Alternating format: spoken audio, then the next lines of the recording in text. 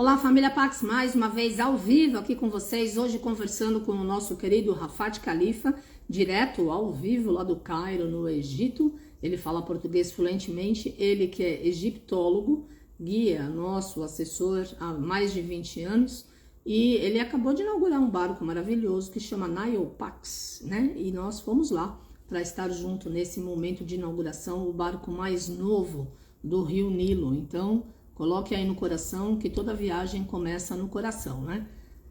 Hoje ele vai falar sobre a cosmogonia no Egito, o querido Rafat. Boa tarde, Ricardo Pastore. Boa tarde, Alexandre Garzeri. Boa tarde, amigos que estão aí conosco. Hoje está mais quentinho aqui em São Paulo, graças ao bom Deus. Mas ainda está frio, afinal é outono. Rafat, não te vejo, tá tudo escuro. Ainda Então, acho que a sua conexão não tá legal. Eu vejo uma tela escura. Não dá para te ver. Você não quer sair e entrar de novo? Yes, muito bom. Então, família Pax, amanhã eu tô aqui às 5 horas conversando com quer dizer, rezando com a querida Sloane Lacerda. Estaremos fazendo o rosário da bem-amada Mãe Quanim. Você quer um milagre? Eu também, todos nós. Então, vamos rezar porque a Mãe Quanim é super poderosa. E esse rosário da Mãe Quanim, então, é super forte. Eu sei que muitos de vocês já participaram conosco anteriormente. Eu convido todo mundo a estar com a gente amanhã, que vai estar bem especial essa energia. Afinal, é semana do Festival de Vesak. O Festival de Vesak, a lua cheia mesmo, é na madrugada de domingo para segunda. Deixa eu até ver aqui direitinho na hora da lua cheia, 1h14 de domingo para segunda, olha só, bem de madrugada. Então, a gente vai estar preparando essa irradiação a partir de amanhã, na celebração com a bem-amada Mãe Kuan-Yin, já que a Mãe Kuan-Yin é uma das grandes divindades do budismo, né? E o budismo tem 520 milhões de adeptos no mundo, bem menos do que o Islã, mas é isso. Continua tudo escuro a sua tela, Rafat. então, eu não Acho que sei, tá ouvindo? estou te ouvindo, mas não estou te vendo. Tá, você está bem? Você está no celular? Sim, é sempre no celular, sempre em todas as lives. Então, eu não entendi porque que tá assim. Deixa eu ligar para a Rita e para as meninas para ver o que que acontece. É melhor você sair e entrar de novo. Eu não sei. É estranho. Algumas vezes com alguns profissionais tem acontecido isso também. Eu não entendo, porque geralmente funciona, né? Ontem eu conversei com o Alexandre Garzeri, foi ótimo. Nos outros dias eu entrevistei outros profissionais, também deu tudo certo. Alguém entende de Instagram, gente? Olha lá, me ajuda. Por que que alguns profissionais a tela fica escura e eu não consigo ver? Nem vocês, né? A gente ouve, mas não vê o profissional. Então, deixa eu ligar aqui para as meninas que fazem assessoria digital da Pax. Oi, Rita, tá boa, querida? Estou no ar ao vivo aqui tentando falar com o Rafat, são 5h03, mas a tela fica preta na hora que ele entra. Dá para ouvir, mas não dá para ver a imagem. Dá para você fazer uma mágica para ele entrar direitinho? Obrigada. Pronto, tá? Recado mandado. Agora precisamos ver se elas vão ouvir o recado e vamos ver se o Rafat consegue. Vamos lá. Anjinhos da Technology, please. Vamos colocar o Rafat no ar para que a gente possa estar conversando, né? A minha torre aqui tá legal da internet. Vamos ver o que acontece. Continua escura a sua tela, Rafat. Você Aqui, quer ir falando? você não imagina, tem aqui muita iluminação.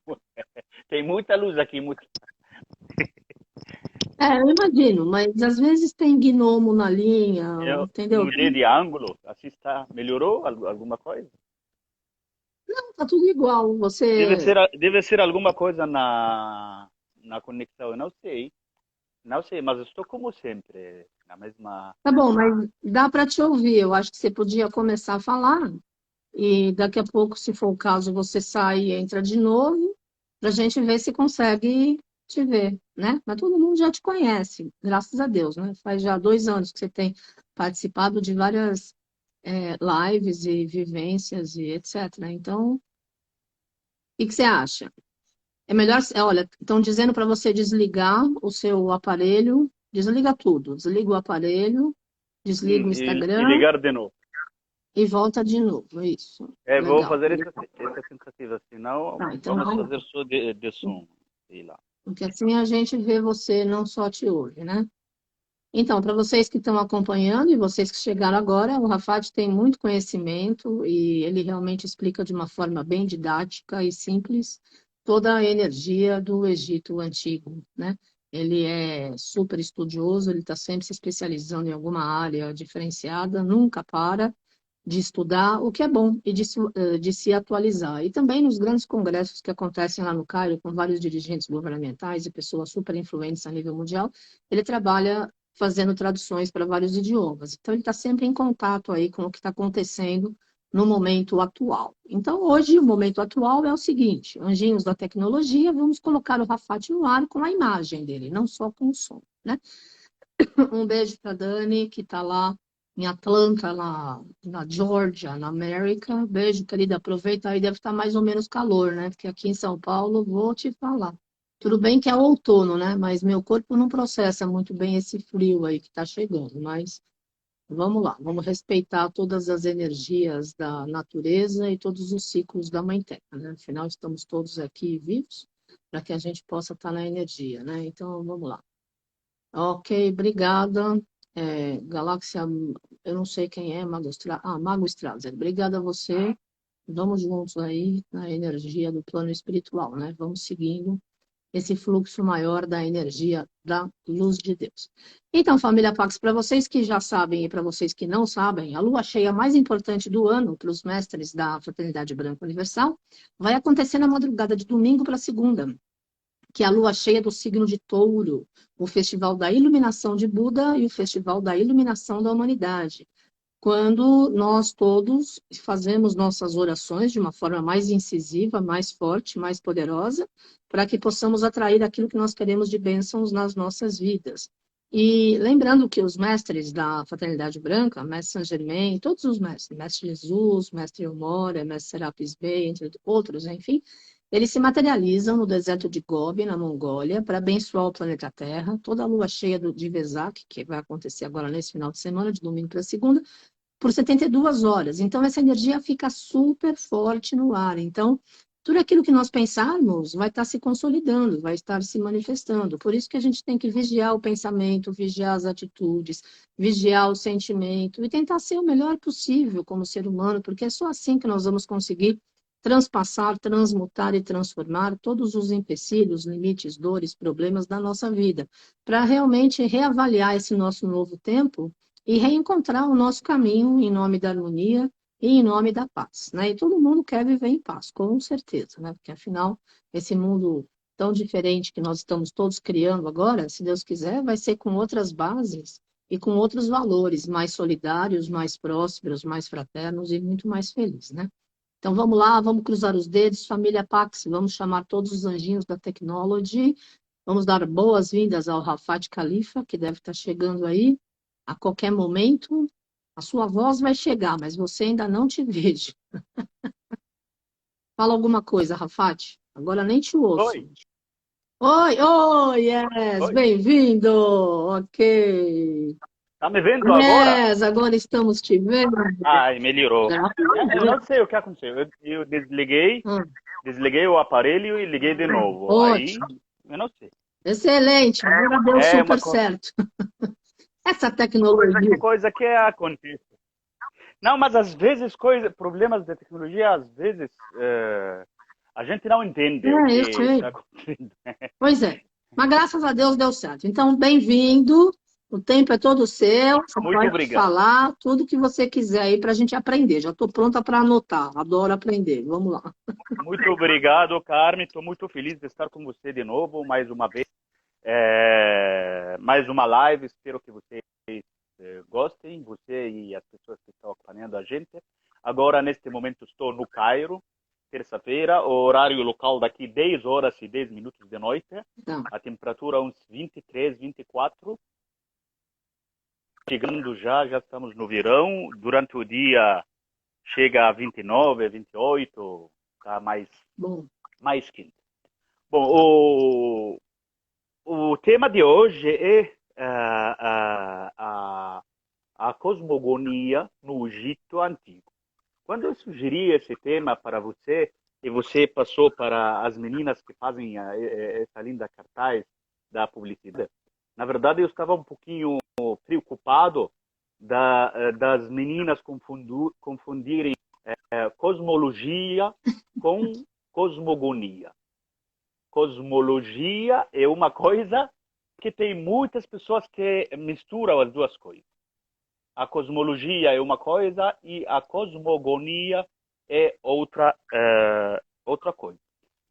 Na verdade, a cosmologia é o estudo do universo, o estudo do cosmos, né? Do universo, da organização do universo, da origem do universo, da origem desse cosmos. A palavra cosmo é uma palavra grega que significa universo.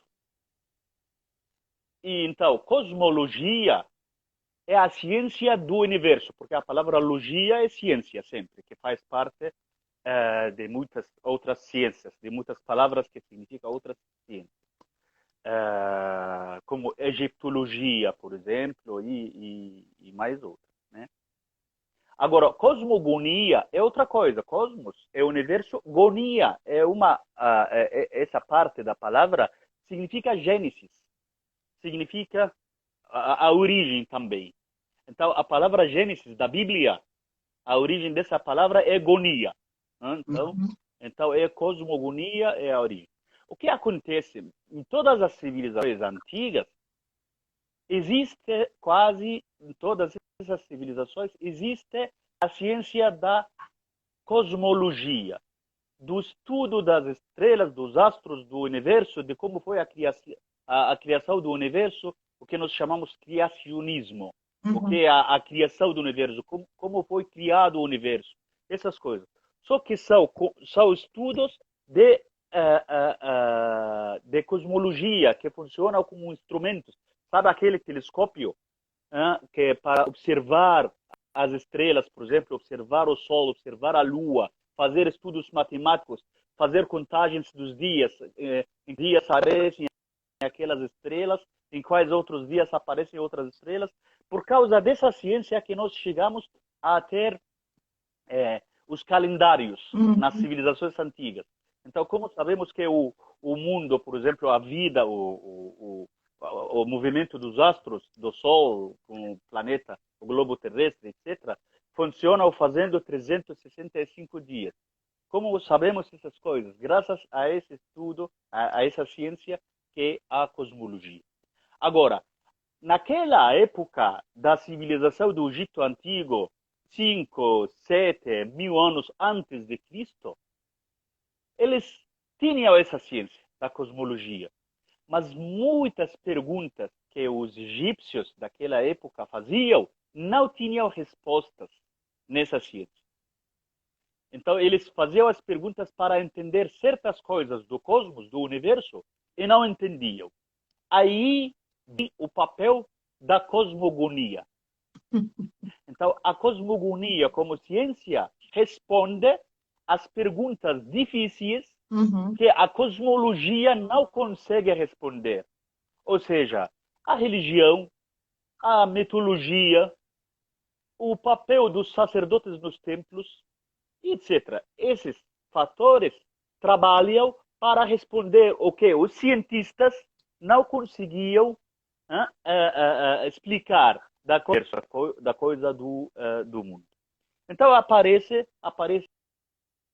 então a ciência da cosmogonia. Uma das perguntas da cosmogonia é como foi criado o universo, como foi a origem do universo. Uma das perguntas mais antigas. Hoje em dia nós temos muita coisa para ocupar a nossa cabeça. Essa coisa da internet, essa coisa de conversar com pessoas, de WhatsApp, de ligar a televisão e tal. A vida do ser humano antigamente não tinha tanto isso. Tinha muito mais refletir, pensar, ficar observando a natureza, ficar observando as estrelas, o céu. Muito mais do que hoje. Sim. O que posso dizer que nós podíamos dizer que naquela época tinha o ser humano produzia mais ideias do que consumia ideias como hoje. A maioria de nós estamos consumindo pensamento, consumindo ideias, consumindo cultura. Mas naquela época eles produziam cultura. Então eles chegaram naquela época a produzir a cultura da cosmogonia, a cultura de responder às perguntas sobre o universo. A pergunta básica, simples, clara. Como foi a criação do universo? Então, na civilização do Egito Antigo, apareceram várias escolas de teorias, escolas de ideologia, de falar sobre a origem do mundo. E era uma coisa mais de teologia, uma coisa mais de religião. Então, uma dessas teorias, que é a mais antiga, ou a escola mais antiga, é a escola de Heliópolis. Sim. Heliópolis, uma cidade que tem uns 5.000 anos antes de Cristo. A palavra Heliópolis significa cidade do sol. Era a cidade de ciências daquela época mais avançadas do mundo inteiro. Porque naquela cidade de Heliópolis, os egípcios tinham muito conhecimento para estudar e ensinar nas escolas que eram os templos daquela cidade. Heliópolis significa cidade do sol, porque na verdade o deus egípcio, o deus principal, o deus mais importante é o deus sol. A religião do Egito Antigo tem muitos deuses, mas o principal e o mais importante, que daqui a pouco eu explico que ele é o criador do universo, é o deus sol, que ele teve vários nomes. Então Heliópolis significa cidade do sol. Agora eu sei que São Paulo tem um bairro que se chama Heliópolis. Né? E aqui, hoje em dia também o Cairo tem um bairro que se chama Heliópolis. Então é um nome muito antigo. Só que esse nome é grego, como muita coisa na egiptologia que tem os nomes em grego. Mas o nome egípcio original era On. Sabe? O-N. Sabe quando... me lembro quando vocês rezavam nos templos aqui... nos templos egípcios, durante as viagens para o Egito, você falava On. Essa palavra é o nome daquela cidade antiga. Né? É o nome daquela cidade antiga. E foi escolhido esse nome porque dizem que é o primeiro som que apareceu com a criação do universo. É a palavra On. A cidade de Heliópolis, os sacerdotes dessa cidade explicaram que a origem do universo foi feita pelo deus Atom, Ra-Atom, o Atom Ra, que é um deus sol, que foi o primeiro que apareceu quando não existia nada. Eles encontraram a história de Heliópolis, a história da criação do mundo, do universo, escrita assim desse jeito, que o universo inteiro era um mar infinito. Sabe, na verdade, o mar é a palavra mais parecida àquilo que existia naquela época. Porque o mar tem a face do mar por cima, tem por cima ar e tem céu. Mas, na verdade, era uma água infinita, que não tinha face. Entende como é? Sim. Era uma água, até eles chamavam água primordial. Ok. E essa água em si é um deus, se chama Nun. Nun. Então apareceu pela primeira vez nessa água primordial a colina primordial. Sabe, primordial significa o primeiro, a origem, né? Estou falando de etimologia, né? A origem. Então apareceu a primeira colina original. Sabe colina? Sim. Na topografia, Sim. há uma colina que é um pedaço de terra. Quando eu falo primordial, porque naquela época não tinha antes dessa colina outras colinas, não tinha outras terras, tinha só água. E essa água que na mentalidade dos egípcios, na religião dos egípcios, que apareceu essa água, essa colina, é o que vai aparecer mais tarde na forma do que os egípcios encontravam nas inundações do Nilo, água. E a colina é a pirâmide. Então, por que os egípcios faziam pirâmide? A pirâmide representa isso. Representa o primeiro que apareceu no cosmos, no universo. E aí apareceu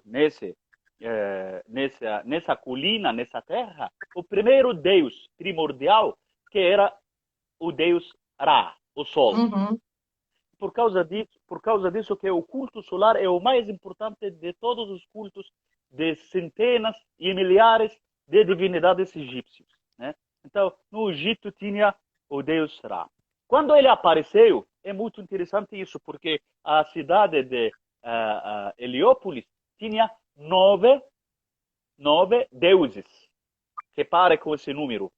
9 deuses. Se chamam Enid, ou Niada, que são 9 deuses, que são como uma família de várias gerações. O primeiro que apareceu era o Criador. Uhum. Não era nem masculino nem feminino. E aí ele conseguiu, por ser um deus, de criar 2 deuses. Uma se chama Tefnut, que é a umidade, a água, e outro se chama Shu, que é o ar. Shu e Tefnut é o primeiro casal que Deus criou como deuses, e esse Shu é o deus do ar.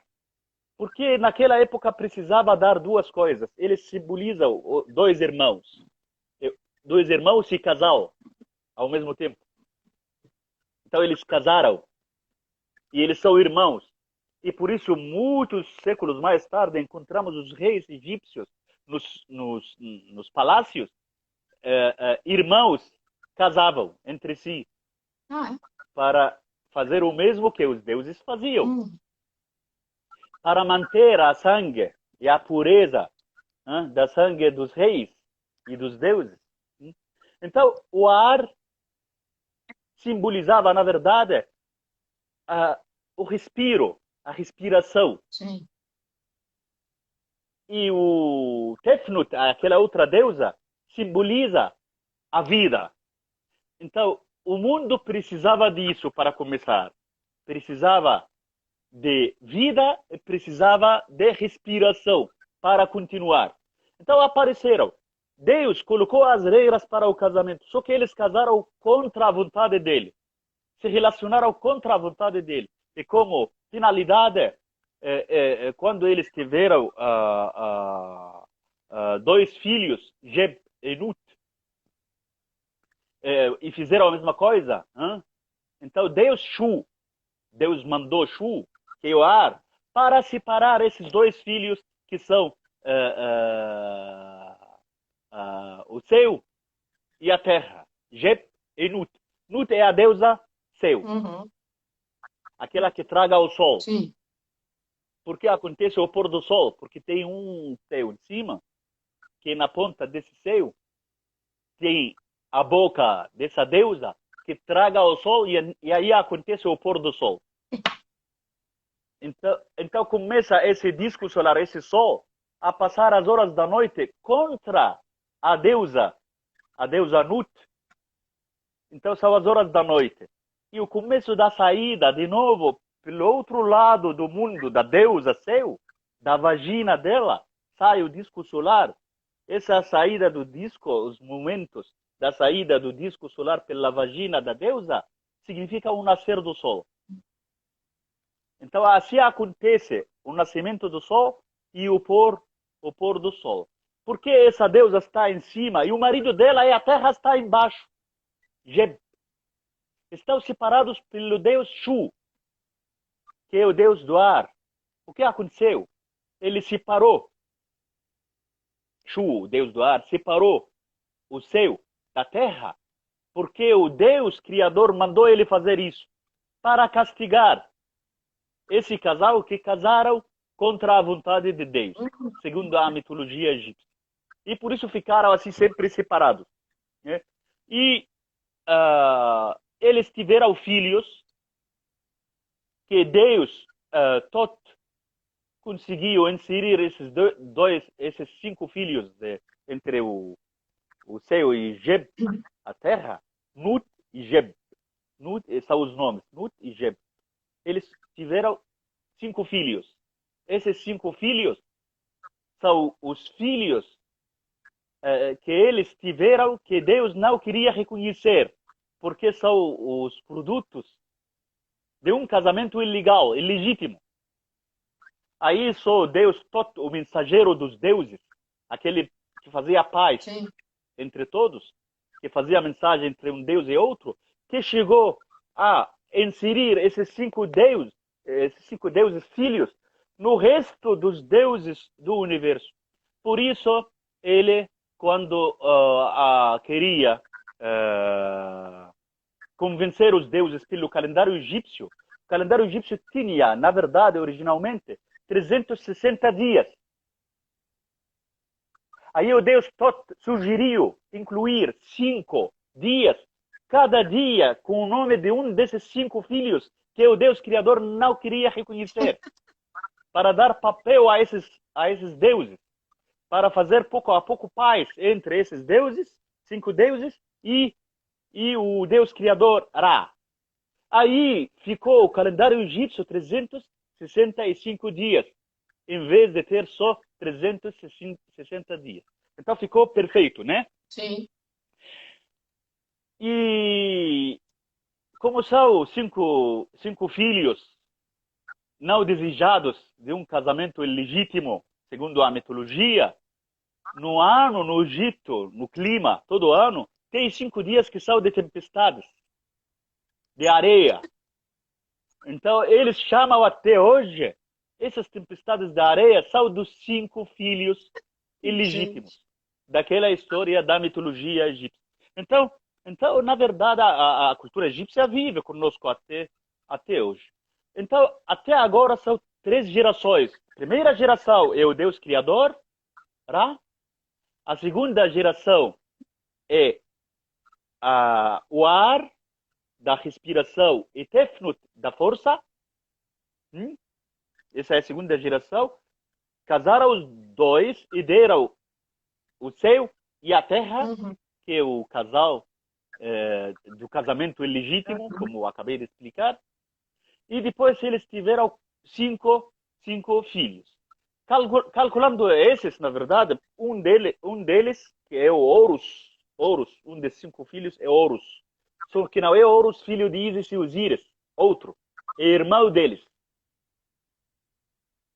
Então tem outro Horus, diferente do Horus que muitos conhecem. Esse outro Horus saiu, porque o papel dele acabou. Ele tinha uma missão específica que Deus Criador mandou fazer e tirou ele. Aí viraram, na verdade, 1 mais 2 são 3, mais 2 são 5, mais 4 são 9. Que são os 9 deuses criadores de Heliópolis, que criaram o universo inteiro.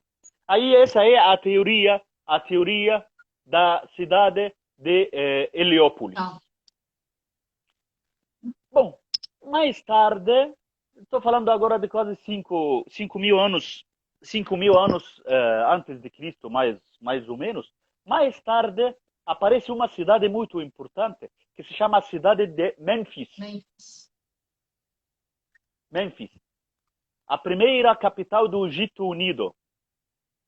E essa cidade começou a ter força e ter poder por um deus, se chama o deus Ptah. Ptah. O Deus Criador também. E você sabe que entre os templos egípcios tinha concorrência, rivalidade. Cada um queria expandir a doutrina e as explicações dele. Então, naquela época, cada templo tinha um grupo de sacerdotes e esse grupo de sacerdotes tinha as suas ideias. Então, o deus principal de Mênfis se chama Ptah. Então, os sacerdotes do templo de Mênfis começaram a explicar que o criador original do universo é Ptah. E não é Ainid, não é o Deus Sol, e não é Heliópolis. Somos nós. Então somos nós de Mênfis que criamos o mundo.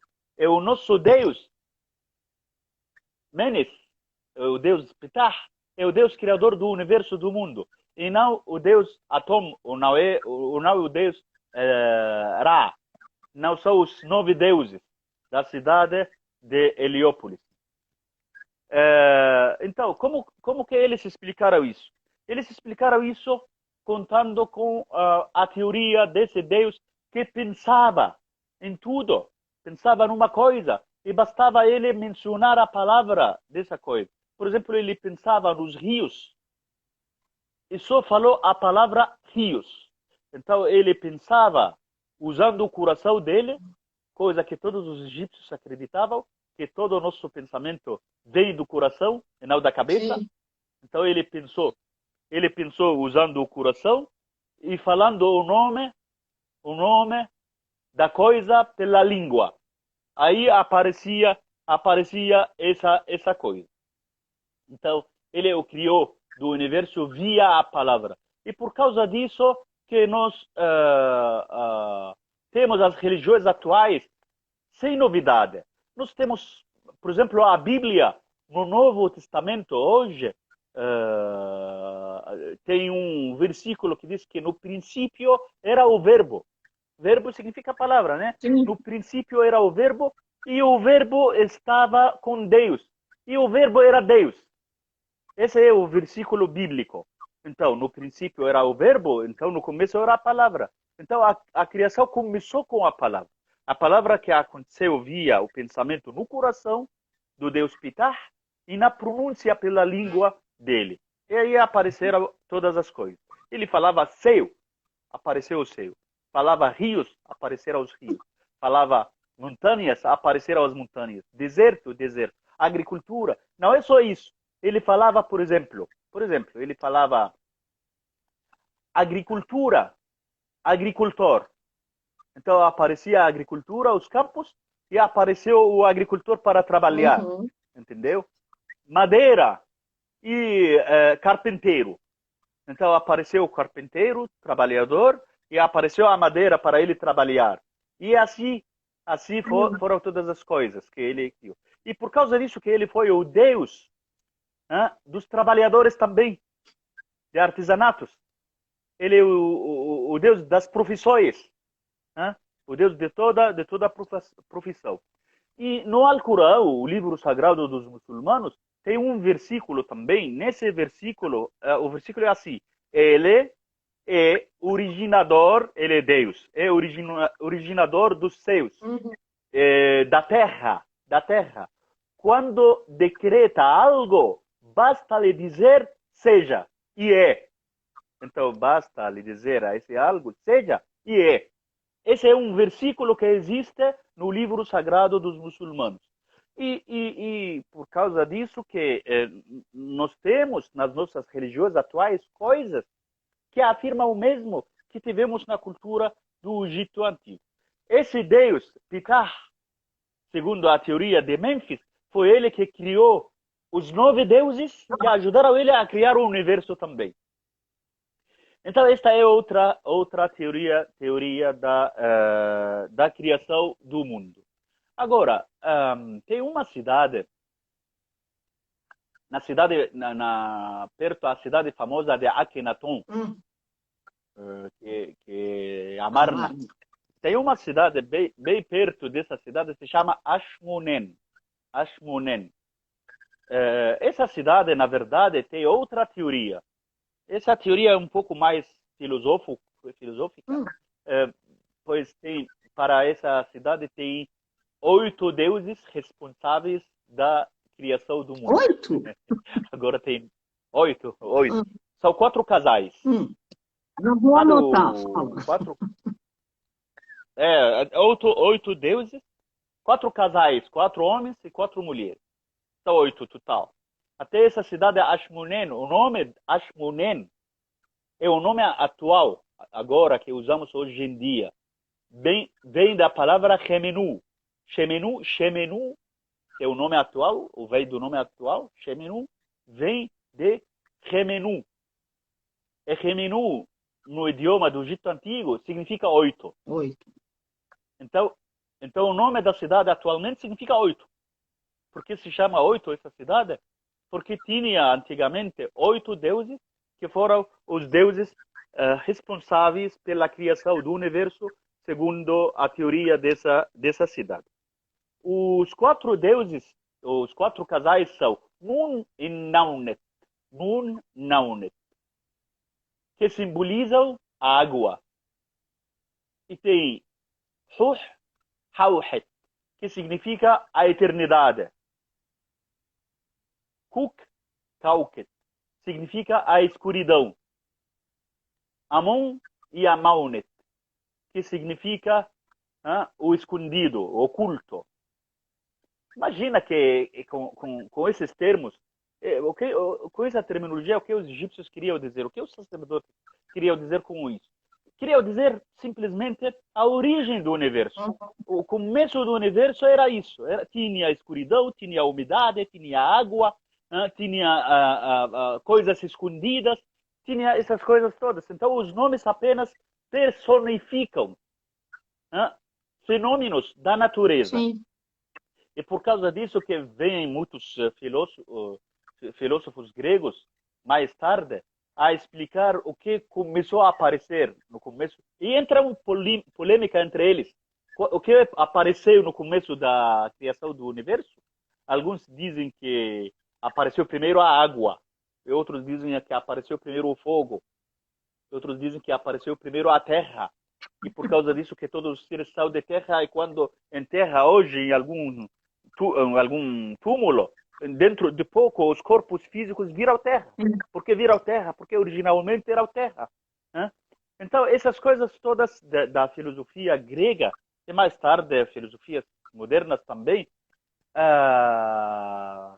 estão muito influenciadas com a filosofia do Egito Antigo, da criação do Egito Antigo. Esses oito deuses da cidade de Remenu, criaram o universo inteiro. E como foi essa criação? Quando fizeram tudo isso, eles fizeram um ovo, sabe? Ovo. Sei. E desse ovo, eles fizeram a criação inteira do mundo. Ou às vezes, de dentro do ovo apareceu um Deus que eles fizeram para criar o mundo. Eles mandaram ele criar o universo. E por causa disso que o ovo simboliza vida. Sim. Sabe, o ovo é uma coisa sagrada. O ovo na religião egípcia também é coisa sagrada, né? Que é o começo do universo segundo a cosmologia da cidade de Ashmolean. Acredito que outras religiões hoje são assim também.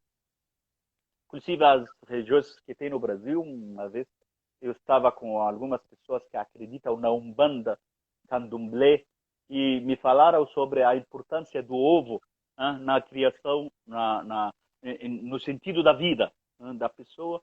Inclusive, certas pessoas com algumas energias negativas, com algumas, por exemplo, doenças ou problemas de saúde e tal, com o ovo cru assim no corpo, na parte do corpo, parece como um banho para tirar as coisas negativas no corpo.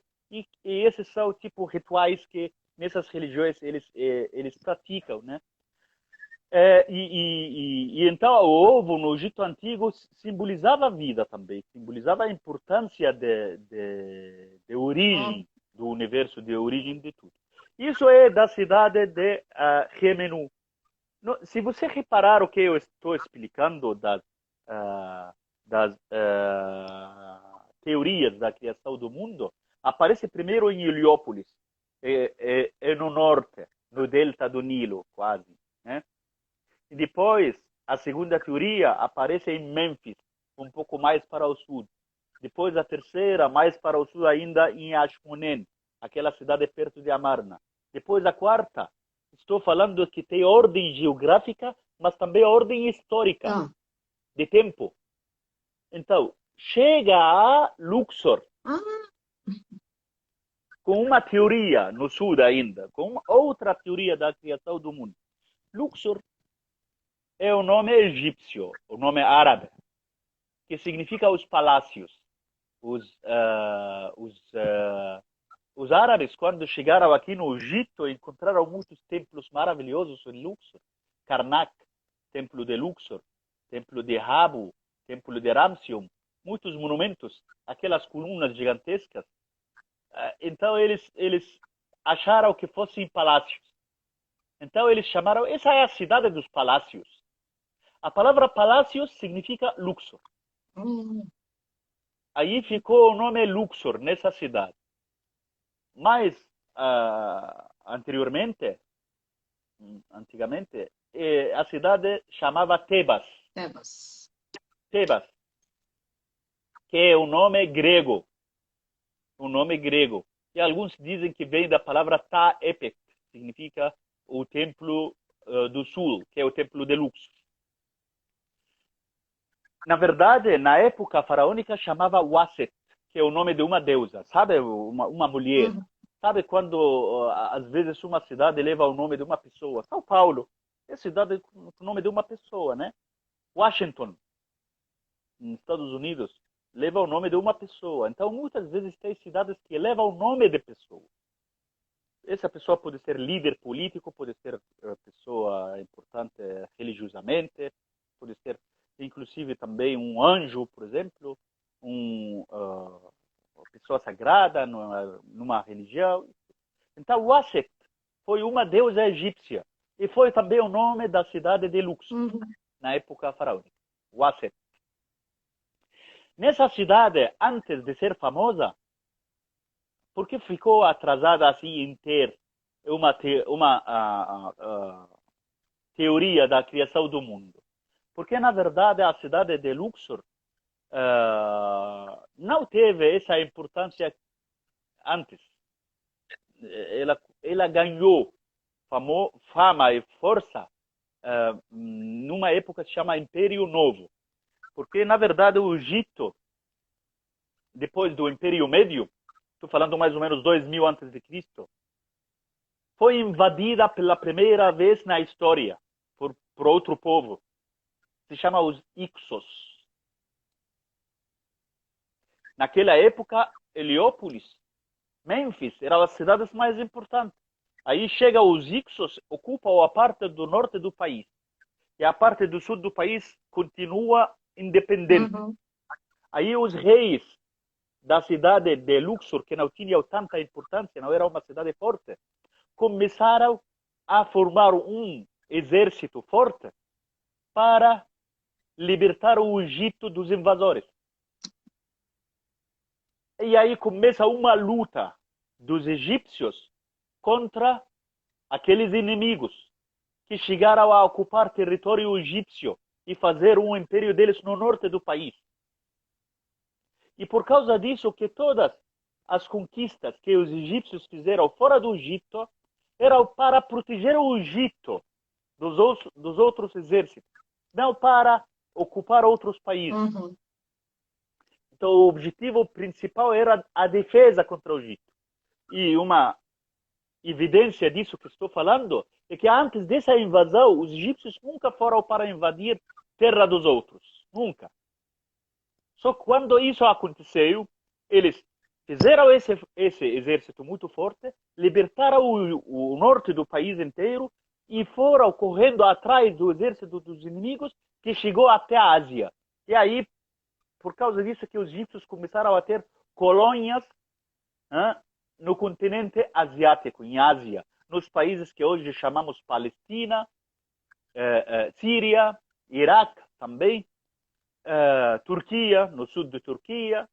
Então isso que estou falando deu força, poder, fama, glória para esses líderes de Luxor, de Tebas. Porque graças a eles o país ficou independente. Aí começou o peso de Luxor a existir na história do Egito. Então o deus principal do templo de Tebas, antes desse conflito contra os Ixos, não tinha peso, não tinha importância. Ele chamava Amon. Que significa o oculto. Amon significa oculto, escondido. Então, o que aconteceu? Quando eles conseguiram essa glória, essa vitória, eles para o povo, começaram a explicar para o povo que a criação do mundo aconteceu pelo nosso Deus, Amon, Uhum. não pelo Deus de Heliópolis, não pelo Deus Ptah de Mênfis, não pelos 8 deuses de Remenu, Ashmonen, não por esses deuses. O nosso Deus, Amon, de Tebas, Luxor, é o Deus Criador. Sabe o que estou falando agora? É muito parecido àquilo que temos hoje. Uhum. Porque Deus é Deus. Deus é um. Claro. Depois, daqui a pouco eu explico que todos são o mesmo. É o mesmo Deus.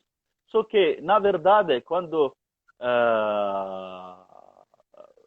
eles, quando eles fazem isso, eles querem divulgar a doutrina deles, querem divulgar a religião deles, querem, sabe isso que se fala hoje às vezes, que as religiões são boas, são as mesmas, falam sobre o mesmo, e as interpretações e os líderes religiosos que deformam tudo.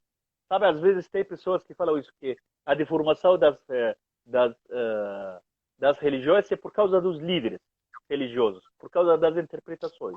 Mas as religiões, na verdade, são boas. Né? Claro. Então, enfim, de toda maneira, Tebas, Luxor, aquele deus de Luxor, o culto, Amon, é o criador do universo, do mundo, ele que criou todos os outros deuses que ajudaram ele na criação do mundo. Essas são as teorias mais importantes. Na verdade, tem muitas outras teorias, mas são 4 principais e as mais importantes.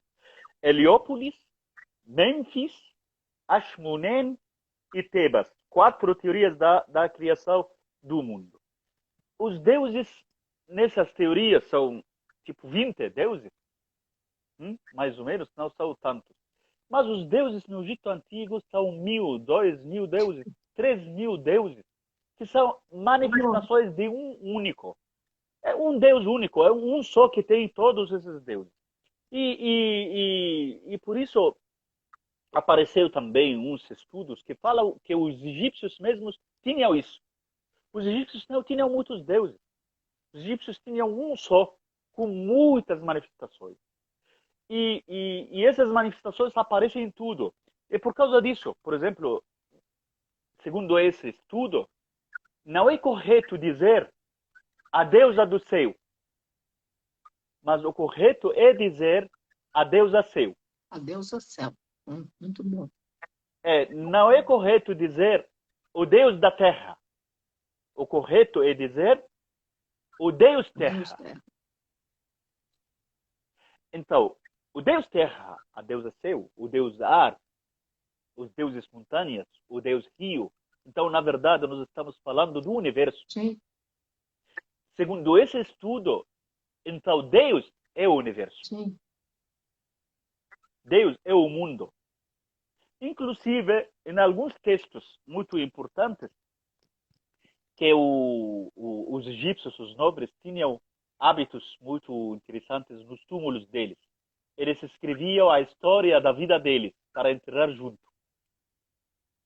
Então, alguns sacerdotes, por exemplo, colocavam estátuas com algum texto ou algum papiro com algum texto, falando sobre eu nasci na cidade tal, comecei a estudar isso no templo, cresci, trabalhei no campo de agricultura, trabalhei no exército do país, tive o cargo de profissão isso no palácio do faraó, trabalhava nisso, naquilo, tal.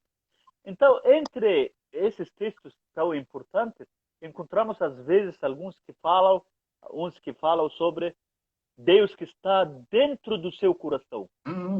Sim. Deus que é o seu coração. Estou falando agora de frases do hieroglifo que foram traduzidas. Tá. Então, Deus não é só céu, terra, montanha, rio, campo de agricultura, mas inclusive nós. Deus está dentro de cada um de nós. Então, isso é a união do universo, a união de tudo. Então, Deus é um só, não são. Então, tem um monoteísmo no fundo da civilização do Egito Antigo, era uma civilização monoteísta, de um Deus único, apesar de que parece politeísta, mas não é, é uma cultura e uma civilização monoteísta, um Deus único. E ao mesmo tempo, esse Deus único está dentro de nós também, está unido conosco, que é uma filosofia muito parecida com muitas outras que nós temos hoje em dia. Inclusive, as estátuas que são muitas dos deuses, eles não eram tão burros ou estranhos para achar uma pedra, uma estátua de barro, de cerâmica, uma coisa sagrada. Era o símbolo desse Deus. Uhum. Era a estátua num templo local, numa cidade pequena, de um Deus dentro do santuário desse templo, era apenas para simbolizar esse Deus. E falando disso, eu queria comentar uma coisa muito importante. Ó, você tem 7 minutos. Sim, Ah, sim. Estou reparando com o tempo. Hoje estou com relógio. Os templos egípcios são muitos, mas simbolizam um templo único, onde tem esse Deus único no universo. Então, nós não podemos chegar a esse local tão importante, tão sagrado no universo, onde Deus existe. uhum. Então, o que nós fazemos? Cada um na sua cidadezinha pequena faz um templo pequeno para representar esse templo único, desse Deus único. Entende? Então, os egípcios, na verdade, tinham muitos templos para representar um templo único. Tinham muitos deuses, mas para representar um Deus único. Inclusive, o único que conectava era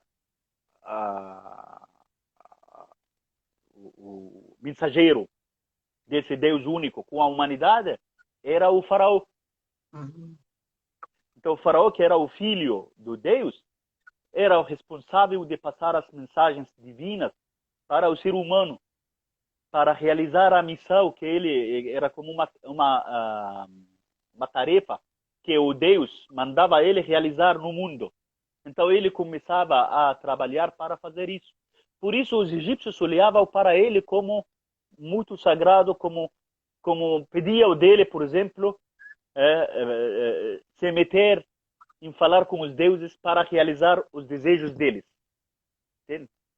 Só que esse filho do Deus, que é o faraó, era impossível para ele estar em todas as horas em todos os templos egípcios, Claro. que eram 40 ou mais do que 40 templos. Então, o que ele fazia? Ele nomeava os sacerdotes para trabalhar a dar as ofertas e fazer as orações no templo. Porque, na verdade, o único que tinha o direito de dar as oferendas e fazer as orações para os deuses egípcios era o faraó. Uhum. Então ele nomeava os sacerdotes para fazer o trabalho dele, porque ele não podia fazer tudo ao mesmo tempo em toda essa geografia do país. Por isso, você que visitou o Egito, Carmen, em todos os templos egípcios é impossível achar uma pessoa qualquer do povo nas gravuras dando as oferendas, dando a comida, queimando o incenso, fazendo essas coisas. Os desenhos são sempre dos faraós com os deuses. Sim. Porque o faraó que tinha que fazer as oferendas, que tinha que fazer as orações. Os templos egípcios não era para receber as pessoas para rezar dentro do templo, como as igrejas hoje e como as mesquitas. Não. O faraó fazia as orações em nome do povo inteiro. Entendeu? Então, você não precisava ir. Você precisava agradar o faraó e pedir do faraó se meter para ele falar com os deuses e realizar os seus desejos. Então é isso.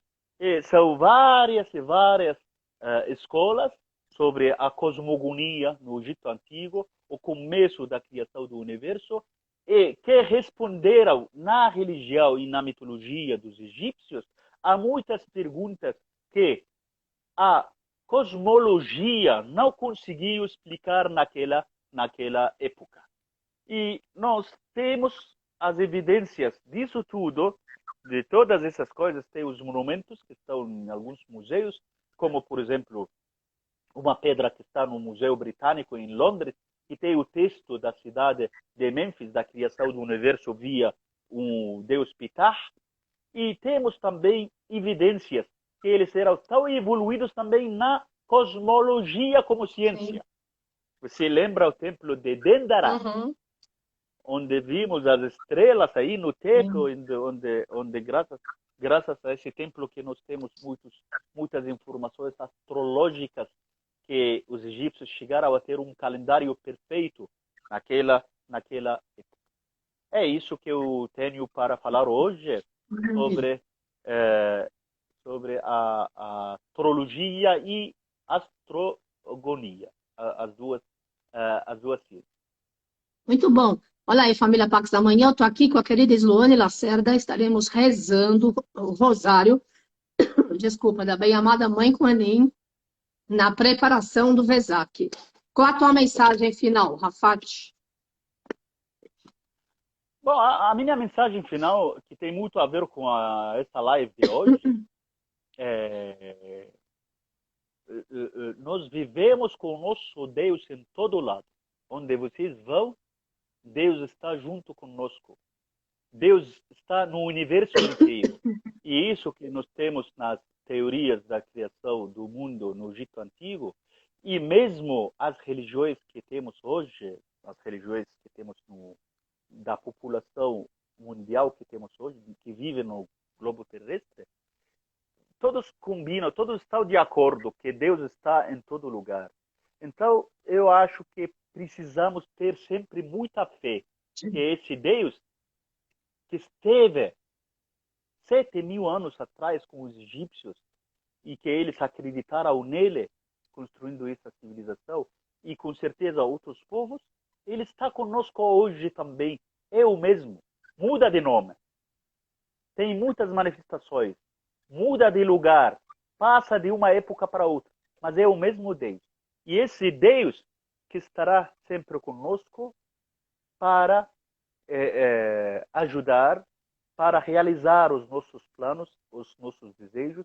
Precisamos sempre acreditar que o bem, inclusive o mal que temos, é coisa bem controlada por esse Deus que está cuidando de nós. E precisamos rezar muito e muito para ter a paz no mundo, sobretudo nessa época que, infelizmente, tem muito conflito mundial. Eu parei de ligar a televisão por causa dessas notícias das guerras, mas eu acredito que esse nosso Deus, com as nossas orações, cada um pode rezar no idioma dele, sim, na religião dele, se quiser, mas Deus vai resolver os nossos problemas do mundo, vai acabar com esse conflito, e acredito que chegaremos a ser mais felizes com essas nossas orações. Muito feliz, eu fui muito feliz hoje de estar com você, Carmen, hoje, e espero que as pessoas gostaram também do que tivemos hoje nessa live. Okay? Obrigada, Rafat. Aproveita o calor aí, manda pra gente o sol. Gratidão. Gratidão, namastê, família Pax. Obrigado, beijo, tchau, tchau. Tchau.